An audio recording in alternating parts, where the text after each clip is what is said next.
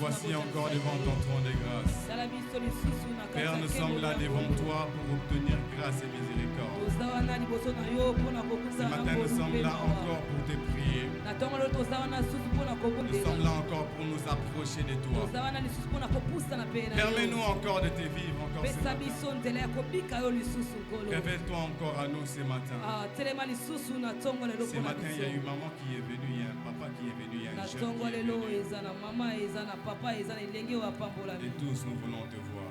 Dispose nos cœurs à recevoir ce que tu as prévu pour nous. Dispose nos cœurs à recevoir les bénédictions que tu as prévues pour nous. Dispose nos cœurs à recevoir la grâce que tu as prévue pour nous. Voilà pourquoi ensemble comme un seul homme nous acclamons. Est-ce qu'on peut bien acclamer et célébrer les seigneurs? Est-ce que tu peux faire mieux que ça? Est-ce que tu peux faire mieux que ça? En ajoutant des cris de joie pour le Dieu qui a commencé avec nous depuis lundi, mardi, mercredi, jeudi, vendredi et aujourd'hui clôture avec nous. Amen. Est-ce qu'ensemble nous pouvons acclamer pour encourager la chorale qui a très bien presté ce matin? Est-ce qu'on peut bien acclamer pour la chorale, les encourager? Voilà, ils sont déjà là, que Dieu vous bénisse. Alors j'aimerais que tu puisses m'aider à saluer 5 personnes et dis-lui bienvenue dans la présence de Dieu. 5 personnes. 5 personnes. Salut 5 personnes et dis-leur bienvenue dans la présence de Dieu. Dis à ton frère, à ta soeur, sois les bienvenus. On ne sait jamais, peut-être c'est lui, les futurs patrons d'une entreprise ici à la place. Je n'ai pas entendu ton amen. Il se peut que ce soit lui. La future personne que Dieu va élever dans cette nation. Amen. Si la technique peut nous aider avec ces petits dérangements. Amen. Mettez-vous, je vous en prie. Nous bénissons le Seigneur pour ce matin. Une matinée de grâce et de faveur. Je disais une matinée de grâce et de faveur. Peut-être toi, tu n'as pas dit Amen, mais moi-même je sais pourquoi j'insiste une matinée de grâce et de faveur. C'est quelque chose que je n'ai pas dit au premier culte, mais j'ai eu une semaine compliquée. Et sûrement hier j'ai raté un accident terrible. Je dirais même mortel. J'étais en ville, j'étais sur la moto. Vous voyez les petites rues là pour quitter l'avenue, pour entrer dans le boulevard, pour prendre l'essence pour aller à magasin. Et moi j'étais derrière, motard. Et alors qu'on venait, on n'était pas en priorité, mais il y avait quand même d'autres véhicules qui nous ont laissé la voie. Alors qu'on avançait, la dernière bande avant de virer, on ne savait pas, et les motards ne savaient pas, il y avait une voiture qui venait à grande vitesse. Et quand on est arrivé là, on a vu vraiment comment la voiture venait à grande vitesse. Et heureusement que c'était un bon chauffeur. Et toutes ses forces, il a freiné. Il a vraiment freiné. Je ne sais vraiment pas ce qui s'est passé. Mais heureusement, la moto n'est pas tombée. Il nous a vraiment tamponné par derrière. Vraiment, en vrai, c'est moi qui étais visé. Il nous a tamponné par derrière. Heureusement, le motard, je ne dis pas heureusement, mais la grâce de Dieu était là. Même la moto n'est pas tombée. Je me rappelle, il y a un chauffeur qui était là qui a dit à motard qu'il est bon de l'Anzambé. Si seulement le motard savait la personne qu'il transportait. Si seulement les taximens savaient les personnes qu'il transporte chaque jour. Je vais dire à quelqu'un, aussi longtemps que ce n'est pas ton temps, tu ne peux pas mourir. Aussi longtemps que le ciel n'a pas décidé, tu ne peux pas mourir. Et nous bénissons le Seigneur pour cette matinée de grâce. Voilà pourquoi j'ai insisté matinée de grâce, parce que ce que j'ai vu hier, bien que j'étais vraiment calme, je n'ai même pas compris d'où est venu ce calme. J'ai béni le Seigneur pour cela. J'ai dit merci à Dieu pour la grâce qui m'est fait encore d'être aussi devant son peuple. Pour partager la parole de Dieu ce matin en ces clôtures de cette activité de prière depuis lundi.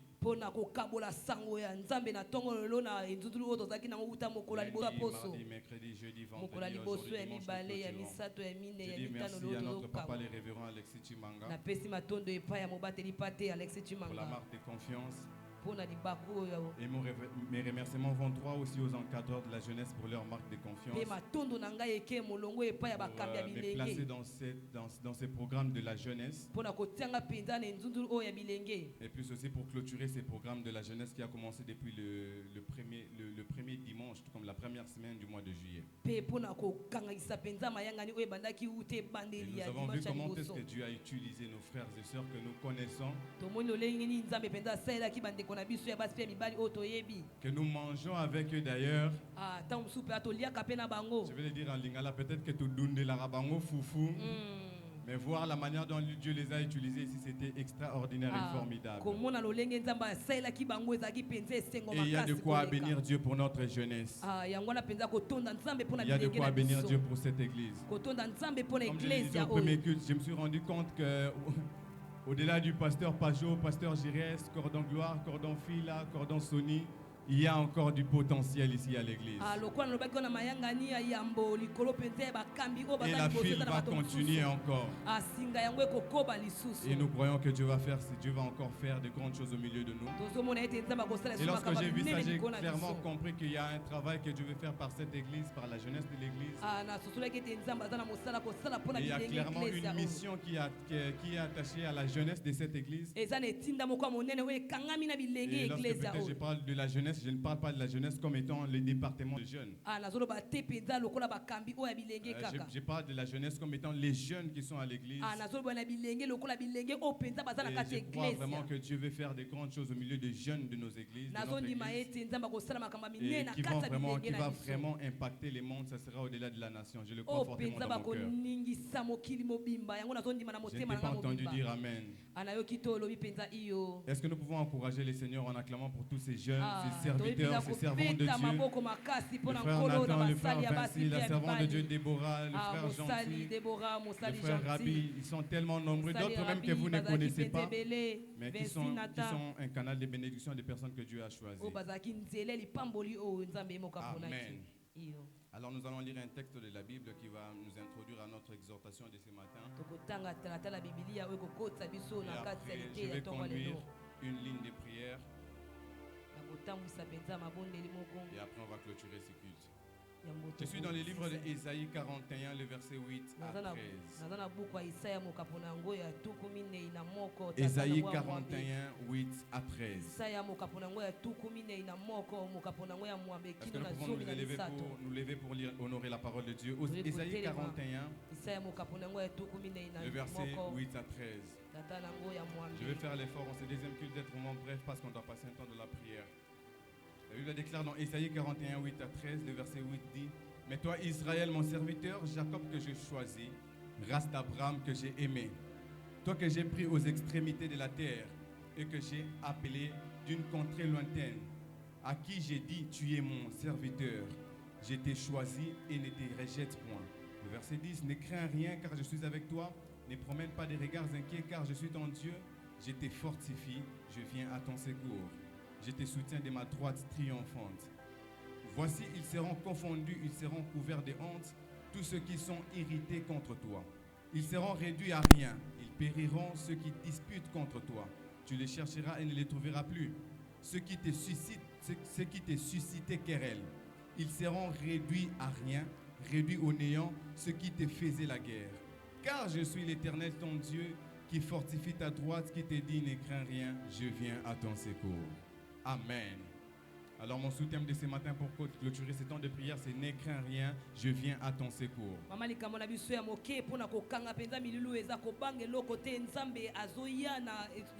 Au-delà d'un thème, c'est une parole prophétique de la part de Dieu pour quelqu'un, pour te dire: Ne crains rien, je viens à ton secours.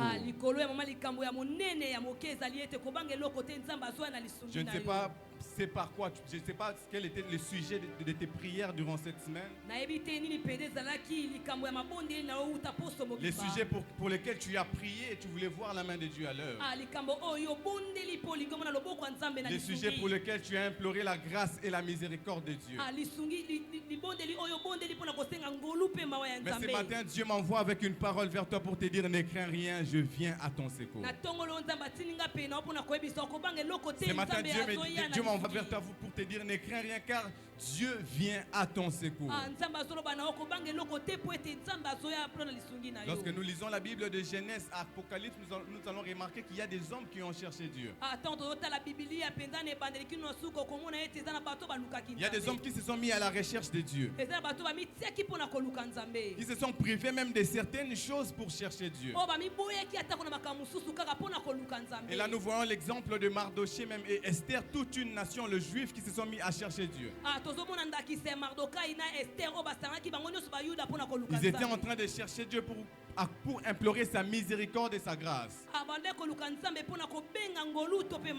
Devant une loi qui était tombée parce qu'on devait exterminer les Juifs. Tous les Juifs devaient être exterminés. Alors Esther s'est mise à la recherche de Dieu. Mais ce que j'aime dans cette histoire, Esther ne s'est pas décidée à chercher Dieu seule. Esther s'est décidée de chercher Dieu avec toute sa nation. Chercher Dieu seul, c'est bien. Mais des fois, nous devons aussi apprendre à chercher Dieu avec nos familles. Quand il y a des programmes de prière comme celle-ci, tu ne viens pas seul, mais tu viens avec ta famille. Car certaines batailles, certains combats ne sont pas liés à ta vie, sont liés peut-être à toute ta famille. La bataille qui s'était levée contre Esther n'était pas que contre Esther. N'était pas que contre Esther et Mardoché. Mais c'était contre tous les Juifs. Alors pour que Dieu puisse se manifester, il fallait que tous les Juifs se mettent devant Dieu comme un seul. Voilà pourquoi c'est important dans nos vies de chercher Dieu aussi en famille. De chercher Dieu aussi en communauté comme nous l'avons fait depuis lundi. Mais il y a aussi David qui a cherché Dieu dans sa vie. David a imploré la miséricorde de Dieu et sa grâce.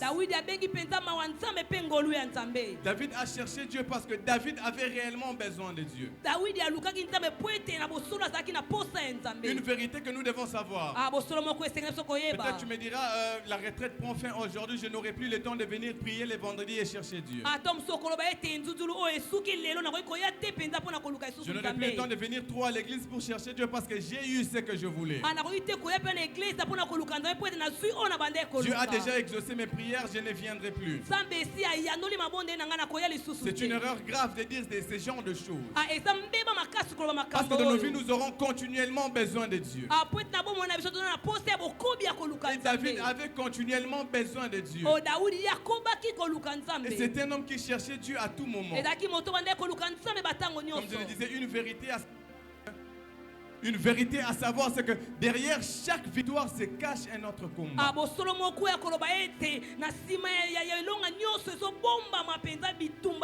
À chaque fois que Dieu te donne une victoire sur un combat, sois conscient qu'il y a un autre combat qui va s'élever.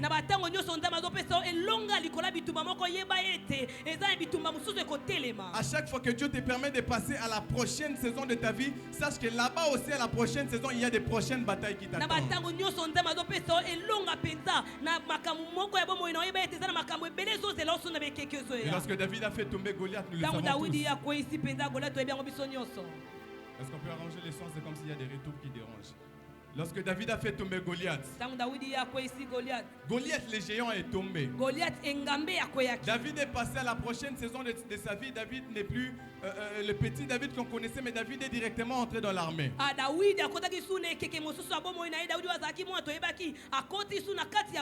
Et lorsque David est entré dans l'armée, David est allé en guerre.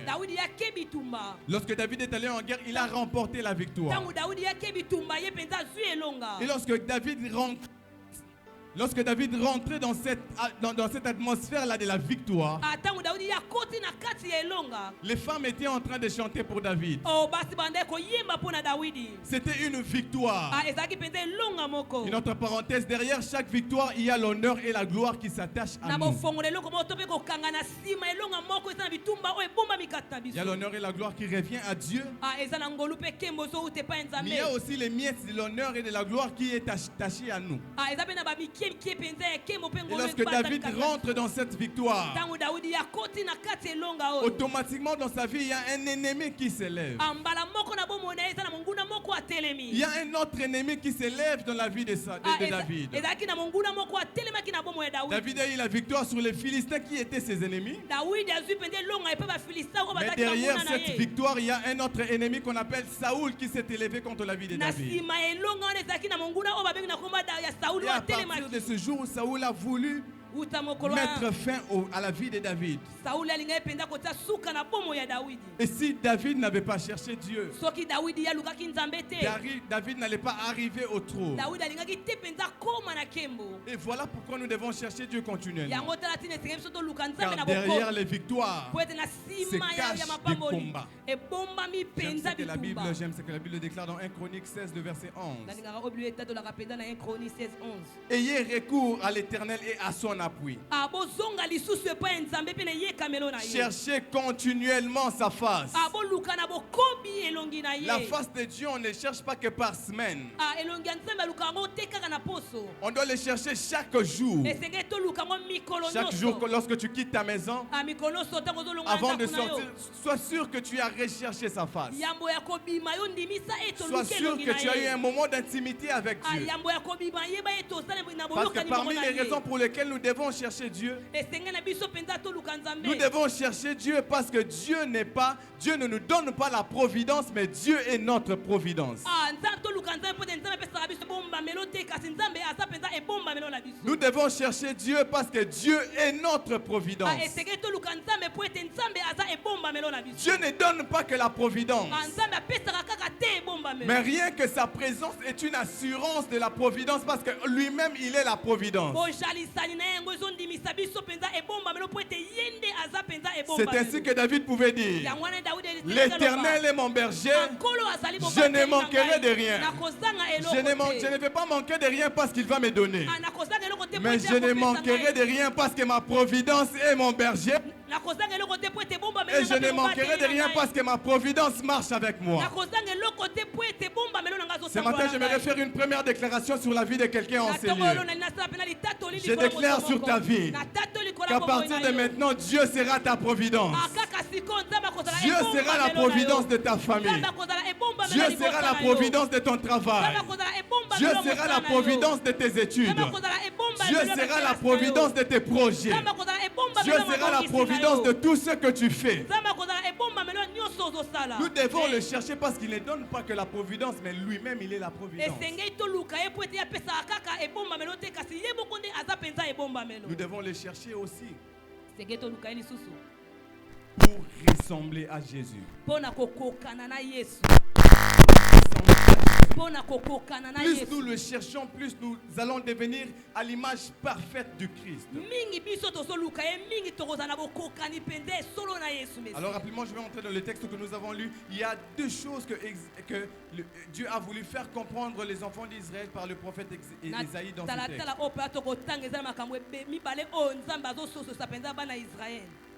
La première des choses que Dieu a voulu faire comprendre à Israël. La première des choses, Dieu est en train d'assurer à Israël une protection.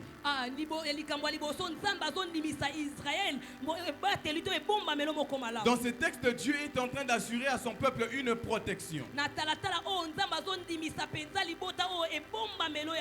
Bible déclare: car je suis l'Éternel ton Dieu, qui fortifie ta droite, qui te dit ne crains rien, qui te dit ne crains rien, qui te dit ne crains rien, car il est en train de t'assurer une une protection sur ta vie. Il est en train de te dire ne crains rien parce que lui-même il est une assurance pour ta vie. Et dans ce texte, Dieu est en train d'assurer son peuple. Pour leur dire, vous n'avez rien à craindre. Ce matin, je vais dire à quelqu'un, tu n'as rien à craindre. Je ne sais pas quelle est la longueur de ces géants qui se tient devant toi, mais tu n'as rien à craindre. Je ne sais pas quelle est la grandeur de ces problèmes, mais tu n'as rien à craindre. Je ne sais pas quelle est la profondeur de ces difficultés, mais tu n'as rien à craindre. Je ne sais pas quelle est la gravité de ces problèmes, mais tu n'as rien à craindre. Car celui qui marche avec toi s'appelle Je suis. Celui qui marche avec toi s'appelle Je suis. Le Je suis, c'est-à-dire Dieu a la possibilité de prendre la forme qu'il faut devant le problème qu'il faut. Le Je suis, c'est-à-dire Dieu est prêt à s'adapter à n'importe quelle situation que tu pourras traverser. Et ici, Dieu est en train d'assurer à Israël une protection. La Bible déclare dans Ésaïe 54, toute arme forgée contre toi sera nulle et sans effet. Toute arme qui sera forgée contre toi sera nulle et sans effet. C'est une parole que Dieu libère toujours pour son peuple. Pour leur dire, vous n'avez rien à craindre. Car toute arme qui peut se mettre devant vous, cette arme-là n'aura pas d'effet devant vous. Ce matin, j'ai une bonne nouvelle pour quelqu'un. Peu importe l'arme que l'ennemi peut mettre devant toi, devant ta famille, cette arme-là n'aura pas d'effet devant toi. Cette arme-là n'aura pas d'effet devant ta famille. Je déclare qu'en cette saison, tout ce que l'ennemi voudra faire contre ta vie, contre ta famille, sera nul et sans effet. J'ai une bonne nouvelle pour quelqu'un. Laisse tes ennemis planifier. Laisse tes ennemis s'organiser. Dieu te rassure une chose. Leur plan sera voué à l'échec. Leurs plans n'aboutiront point. Car tous ceux qui planifieront seront nuls et sans effet. Ce matin, je lève ma main et je déclare que tous ceux qui vont planifier un malheur, tous ceux qui vont planifier un échec, cela sera nul et sans effet. Donne-moi un bon amen, je vais déclarer sur ta vie. Je déclare qu'à partir de maintenant, tout ce que l'ennemi fera dans ta vie sera nul et sans effet. Si tu as local, et pas voisin Kozwa, mais pas dans Kozwa, nul et sans effet. Même s'ils viennent avec des projets, même si c'est au travail, même s'ils ont attaqué les voisins, mais chez moi cela n'arrivera pas, car il est écrit, cela sera nul et sans effet. Laisse-leur faire des projets, car cela sera nul et sans effet. Cela sera nul et sans effet. J'aime ce que d'autres versions disent. D'autres versions disent cela sera inefficace. Cela sera inefficace. Cela veut dire on peut te frapper. Cela sera inefficace. Je vais donner, excusez-moi de donner cet exemple, l'exemple du président Donald Trump. On a voulu l'atteindre, mais cela n'a pas eu d'efficacité. On a voulu mettre fin à sa vie, mais cela n'a pas eu d'efficacité. Je déclare sur ta vie maintenant, à partir de ce matin, tout projet du monde des ténèbres sera inefficace devant ta vie, sera inefficace devant ta famille, sera inefficace devant tes études. Tous ceux qui ont planifié que tu ne puisses pas aller loin, ce matin je déclare que cela sera inefficace.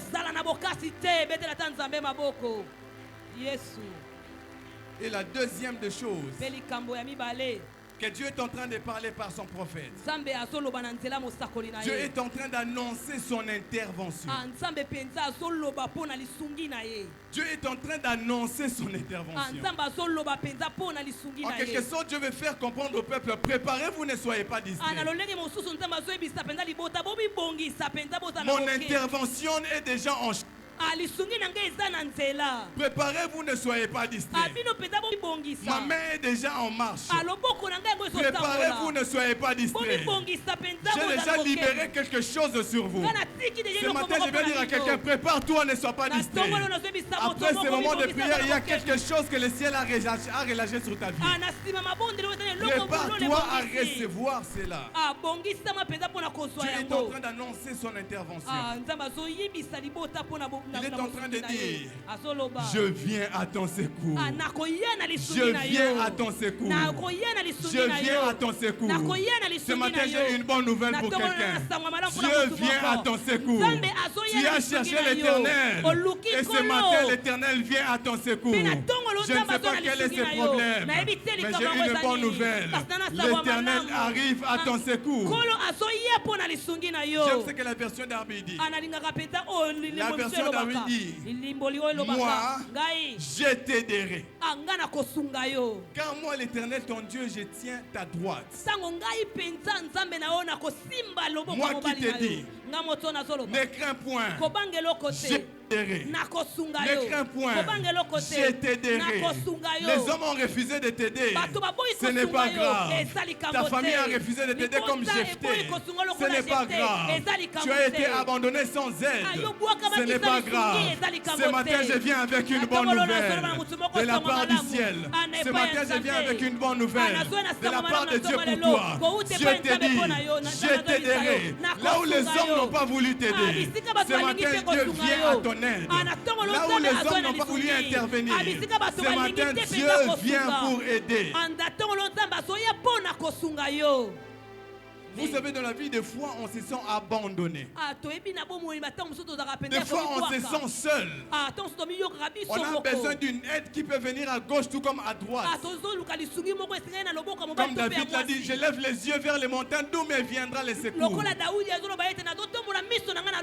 est à la recherche de l'aide. David est en train de rechercher une aide.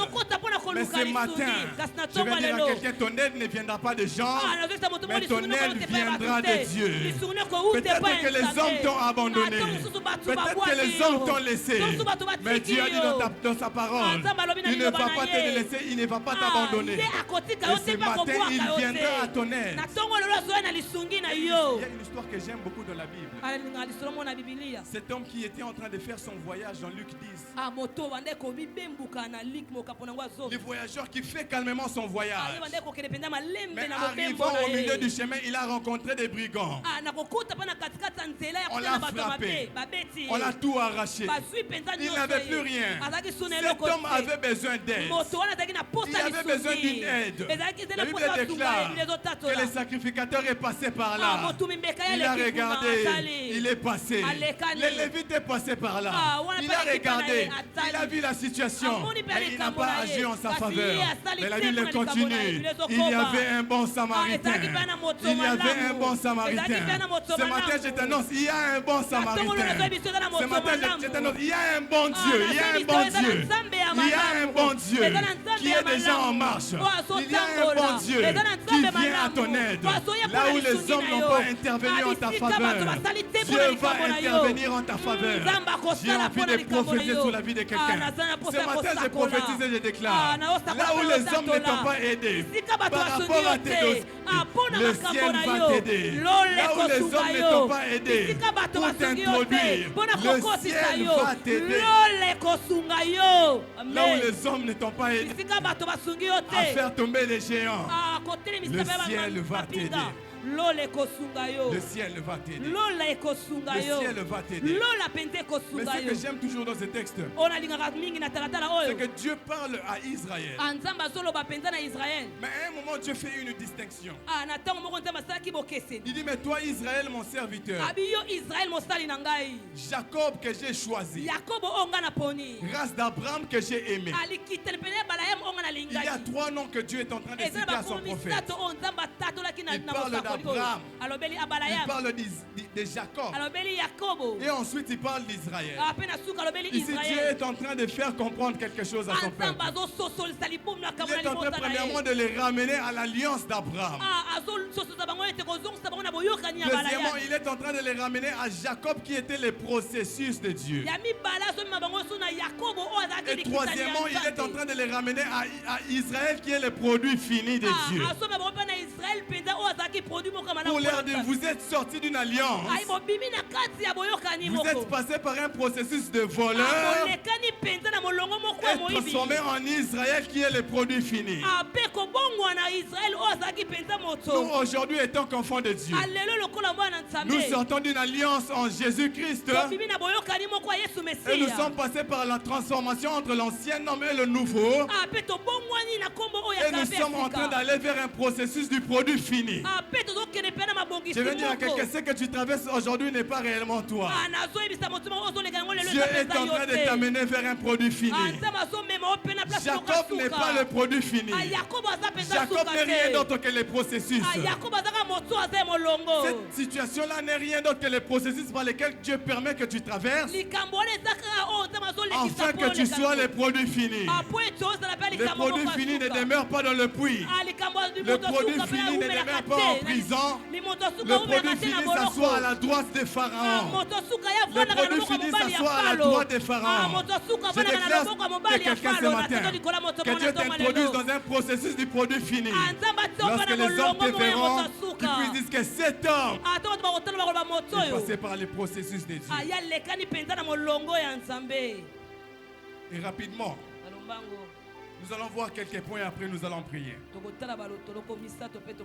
Ce qui se passe lorsque Dieu vient à notre secours. Ce qui se passe lorsque Dieu vient à notre secours. La première des choses qui se passe lorsque Dieu vient à notre secours, il brise les lois établies.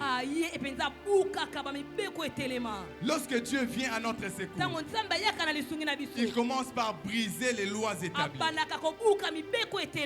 Il commence par briser tout ce qui était établi comme loi. Il commence par briser tout ce qui était établi comme principe. Car une autre vérité que nous savons, notre vérité plutôt que nous devons savoir, la vie est faite de lois et de principes. Cette vie que nous avons est faite de lois et de principes. Il y a des lois et des principes qui priment sur nous. Mais lorsque Dieu vient pour intervenir en notre faveur, la première des choses, il commence par briser ces lois. Mais il n'y a pas que de lois physiques. Il y a aussi des lois spirituelles qui pèsent sur certaines personnes. Il n'y a pas de loi physique que nous connaissons. Dans certaines familles, il y a des lois spirituelles établies. Dans certains quartiers, il y a des lois spirituelles établies. Mais lorsque Dieu vient, Dieu ne tient pas compte de ce loi et de ces principes. Dieu vient exercer son autorité en brisant les processus.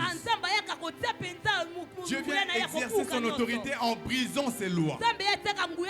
Ce matin, j'ai une bonne nouvelle pour quelqu'un.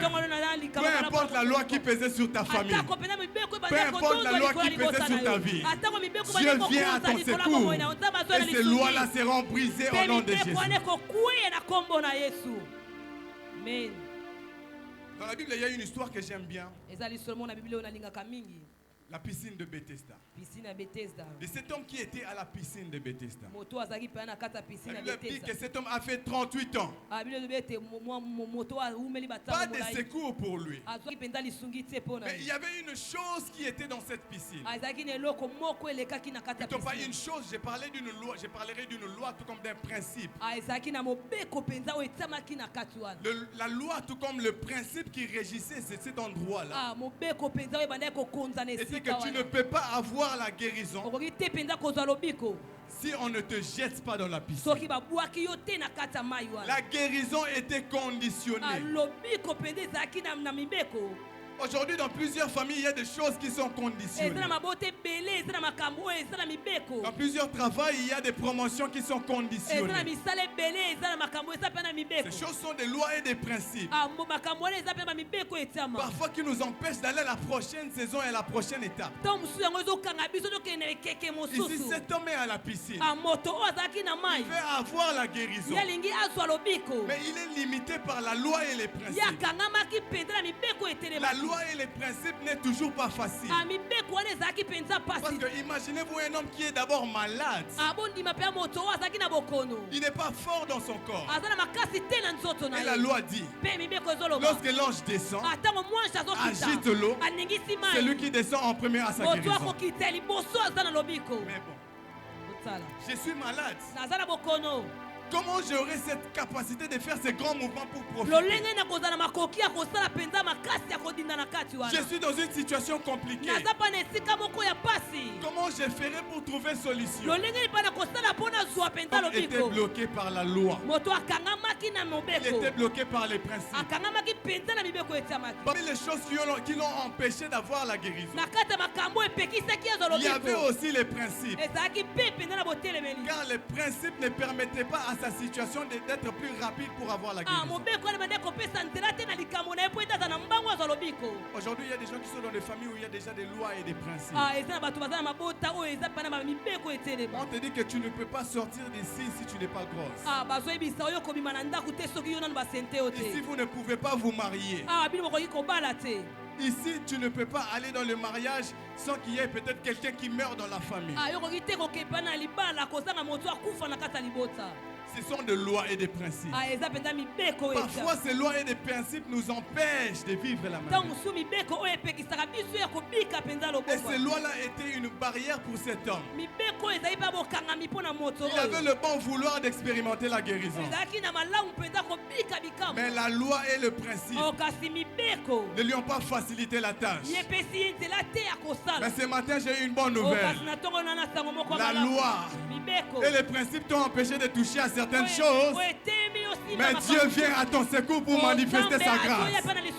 C'est que la loi et le principe ne t'ont pas permis de toucher. La grâce de Dieu te permettra de toucher cela. Donne-moi un bon amen, je vais déclarer sur ta vie. C'est que la loi et les principes n'ont pas permis que tu puisses voir, que tu puisses toucher. La grâce de Dieu fera en sorte que tu puisses entrer et toucher cela. La deuxième des choses, la deuxième des choses qui se passe lorsque Dieu vient intervenir. La deuxième des choses qui se passe lorsque Dieu vient intervenir en notre faveur. Il change les saisons de nos vies.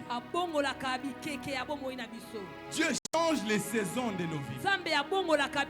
Lorsque Dieu vient à ton secours, mon frère, lorsque Dieu vient à ton secours, ma soeur, lorsque Dieu vient à ton secours, sois-en sûr qu'il y a une saison qui va changer. Je dis, sois-en sûr, il y a une saison qui va changer. Sois-en sûr, il y a une saison qui va changer. Lorsque Dieu vient à ton secours, sois-en sûr, les choses ne resteront pas toujours intactes. Demande à Zacharie, il te dira, lorsque Dieu est venu à son secours, lorsque Dieu est venu face à la stérilité, il y a eu une saison qui a changé. Il n'était plus Zacharie le sacrificateur, il était devenu Papa Zacharie le sacrificateur. Ce matin, je prie et je déclare que Dieu vienne intervenir à ta situation afin qu'il change une saison de ta vie. Que Dieu vienne changer une saison dans ta vie. Lorsque Dieu vient, il change les saisons. Il change les saisons. Lorsque Dieu vient, les saisons ne sont plus les mêmes. Voilà pourquoi Anne qui pleurait, lorsque Dieu vient à son secours, Anne ne peut plus pleurer, car la saison a changé. J'ai besoin de dire à quelqu'un, je sens que je dois dire à quelqu'un, la saison est en train de changer. Je ne sais pas qui est prêt à recevoir cela, mais je dis que la saison est en train de changer. Là où il y avait les pleurs, il y aura maintenant des cris de joie. La Bible déclare, celui qui sème avec larmes moissonne avec chant d'allégresse. Ce matin, je déclare que Dieu te donne les chants d'allégresse. Que Dieu te donne les chants d'allégresse. Je ne sais pas c'est pourquoi tu as prié cette semaine, mais je viens t'annoncer qu'il y a une saison qui est en train de changer. Il y a une saison qui est en train de changer. Lorsque l'ange vient visiter Abraham, Dieu dit à Abraham, pourquoi Sarah rit? Pourquoi ta femme Sarah rit? Pourquoi ta femme Sarah rit? Il y a quelque chose qui est en train de changer. Ce n'est pas le temps d'être distrait. Ce n'est pas le temps de te moquer. Ce n'est pas le temps de rire. Ce n'est pas le temps de désespérer. Car Dieu est en train de changer la saison. Lorsque Dieu change la saison, je pense que c'est par ici que je vais finir par manque de temps. Lorsque Dieu change la saison, il se révèle différemment. Voyez avec moi cette femme Agar qui a été chassée par Abraham. Sarah a dit à Abraham, chasse Agar. Des fois, ça t'est arrivé dans la vie où tu te sens négligé et chassé après un service. Tu as été dans un travail, tu as fait tellement d'efforts. Tu as fait avancer l'entreprise et puis à la fin, on te vire. Tu es celui qui venait toujours à temps, mais tu as fait du bien à une personne. Et à la fin, c'est ce que Agar pouvait ressentir. Tu as donné un enfant. Et puis à la fin, un peu comme Jephthé. Ce n'est pas de ta faute. Tu es né dans une famille. Ce n'est pas toi qui as voulu être le demi-frère. Et on te regarde, on te fait ça. La porte. On te chasse. Et c'est ce que Agar pouvait ressentir au-dedans d'elle. Quelle blessure. On la chasse. On la donne un peu d'eau et un petit gâteau. Agar, va-t'en. On est en train d'envoyer Agar vers les déserts. On est en train tout l'avenir d'Agar est en jeu. Et même l'avenir de l'enfant est en jeu. Lorsque Agar arrive dans le désert, l'eau s'épuise. Quel malheur sur malheur. J'ouvre une parenthèse. Tout ce que nous pouvons recevoir des hommes finiront par s'épuiser. Tout ce que nous pouvons recevoir des hommes aura une date d'expiration. Quelqu'un peut te donner $1000 aujourd'hui, sois sûr. Un jour ça va s'épuiser. Quelqu'un peut te donner 100 000, 300 000, sois sûr. Un jour ça va s'épuiser. Quelqu'un peut te donner des millions et des milliards, sois sûr. Un jour ça va s'épuiser. Mais la Bible déclare la bénédiction de l'Éternel. La bénédiction de l'Éternel ne se fait suivre d'aucun chagrin. La bénédiction de l'Éternel ne se fait suivre d'aucun chagrin. Ce que les hommes donnent s'épuise et il y a du chagrin après. Mais ce que Dieu donne ne se fait suivre d'aucun chagrin. Que ce que Dieu va te donner en cette saison ne se fera suivre d'aucun chagrin. Que la guérison que tu recevras ne se fera suivre d'aucun chagrin. La bénédiction qui viendra ne se fera suivre d'aucun chagrin. L'étranger qui viendra ne se fera suivre d'aucun chagrin. Ce que Dieu donne demeure éternellement. Et cette femme arrive dans le désert avec sa cruche d'eau. L'eau est épuisée, l'enfant commence à pleurer. Mais quelque chose se passe. Parce que l'enfant pleure. La Bible déclare que Dieu a entendu le cri de l'enfant. Et Dieu est venu à leur secours. Dieu est venu à leur secours. Je viens dire à quelqu'un, Dieu a entendu le cri que tu as annoncé durant toute cette semaine. Et Dieu arrive à ton secours. Lorsque Dieu vient au secours, il ouvre les yeux d'Agar. Et Agar voit la source d'eau qui était là. Et Agar dit, Ata El Roy. Les dieux qui voient. Les dieux qui voient. Je vais dire à quelqu'un, il est le Dieu qui voit. Il est le Dieu qui voit tes larmes. Il est le Dieu qui voit tes pleurs. Il est le Dieu qui voit tes inquiétudes. Mais il y a une chose que j'aime avec les dieux. Ce que j'aime, c'est que lorsque le Dieu qui voit te voit, excusez-moi pour la tautologie, lorsque le Dieu qui voit te voit, il te permettra de voir ce que tu ne voyais pas. Lorsque le Dieu qui voit te localise, il regarde ta situation, il te permettra de voir ce que tu ne voyais pas. Ce que Agar ne voyait pas, il y avait une source près d'elle. Ce que Agar ne savait pas, la bénédiction n'était pas loin. Je déclare sur quelqu'un ce matin que Dieu te permet de voir ta bénédiction. Oh, tu ne m'as pas donné un bon amen. Je dis que Dieu te permet de voir ta bénédiction.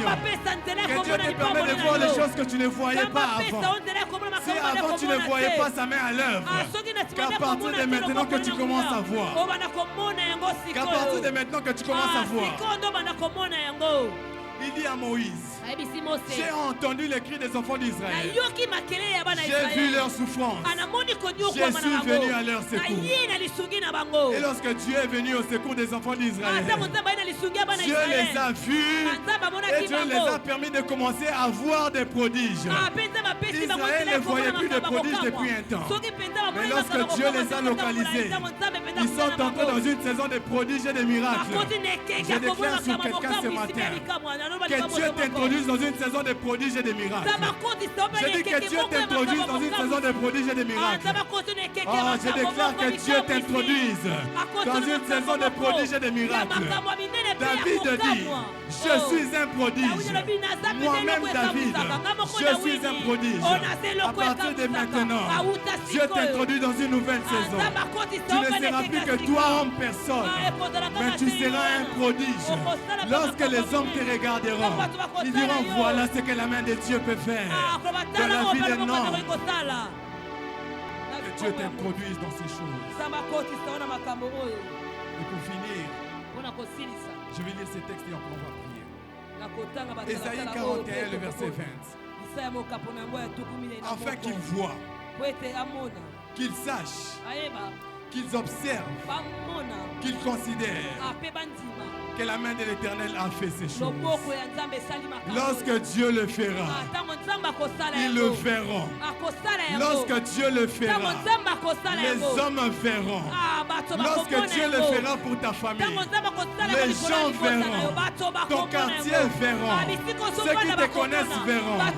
Lorsque Dieu le fera pour ta vie, ils le sauront. La visitation de David n'était pas cachée. Tous ses frères avaient vu que c'est lui que Dieu a choisi pour être roi. Je déclare sur ta vie que les gens verront que c'est toi que Dieu a choisi pour être la prochaine bénédiction pour cette église. Donne-moi un bon amen, je vais prophétiser pour quelqu'un.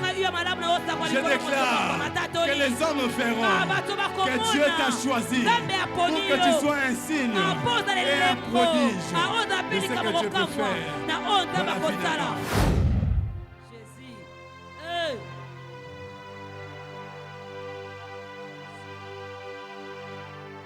Ce matin, je déclare,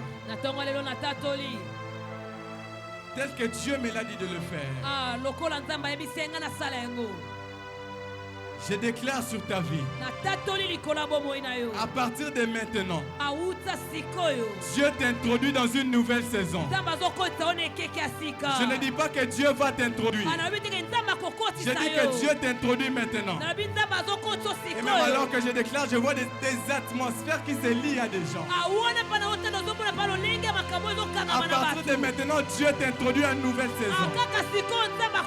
À partir de maintenant, ce qui ne marchait pas va marcher maintenant. À partir de maintenant, les choses qui étaient fermées sont en train de s'ouvrir. À partir de maintenant, tout ce qui était bloqué ne sera plus bloqué. Car de la même manière que Dieu a envoyé ces messages, c'est pour libérer une situation qui avait été longtemps bloquée. Je déclare qu'à partir de maintenant, tu vivras à ta El Roy. Les dieux qui voient et qui nous permet de voir. Je déclare qu'à partir de maintenant, tu verras clair sur ta vie. Je déclare qu'à partir de maintenant, tes finances verront clair. Tes business verront clair. Tes études verront clair. Alors que je parle, je vois des lignes de limitation. Et alors que je vois ces lignes et ces limitations, je vois quelqu'un venir et effacer ça. Et Dieu me dit, j'efface les limitations. J'efface les principes et les barrières. Tu ne feras plus partie des principes de ta famille. Tu ne feras plus partie des barrières, des lois de ta famille. Car Dieu t'introduit dans une nouvelle saison. Que Dieu bénisse ta parole.